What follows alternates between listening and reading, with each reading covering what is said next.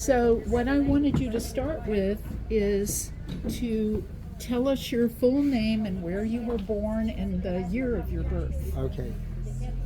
Thomas Wayne Brown, and I was born in Withville, Virginia, in October the 18th, 1941. Let's talk a little bit about Big Mama and her apple cake.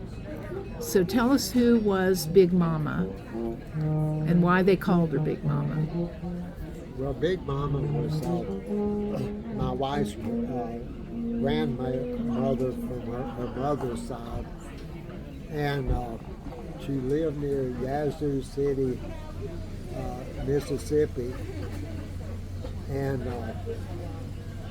she was well. It she was called Big Mama because she would. Well, that was the term back then that they used to describe the oldest mama of all the mamas in the family, in the general family. And she had a wonderful apple cake, and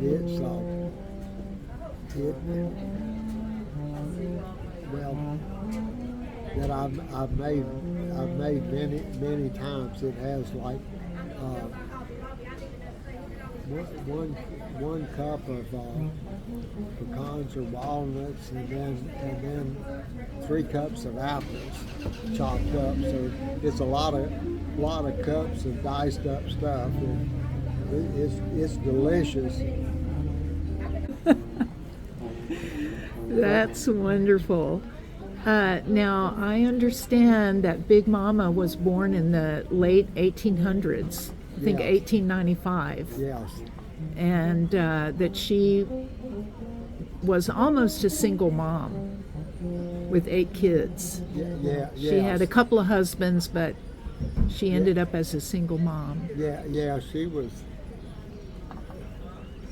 was a wonderful lady. Everybody thought highly of her, and there was a. Now, she had what type of apples on her land? Do you remember? They were great. I don't know the variety, and when we visited maybe 10 years ago to her old home place, the apple trees were gone, but they were green sour apples, and her cake needs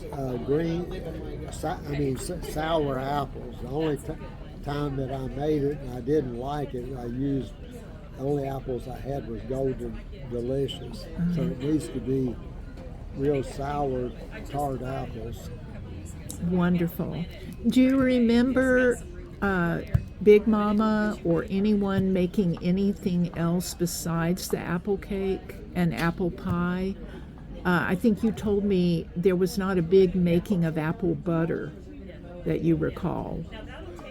No, not in my family. My mother, I was fortunate when we grew up. We had dessert every day of the year. She'd make a big cake or pie or something, and when it was gone, there'd be something else made. So I don't ever remember a gap like we had no dessert for a week. So I was spoiled. I'm a real dessertaholic. Good. And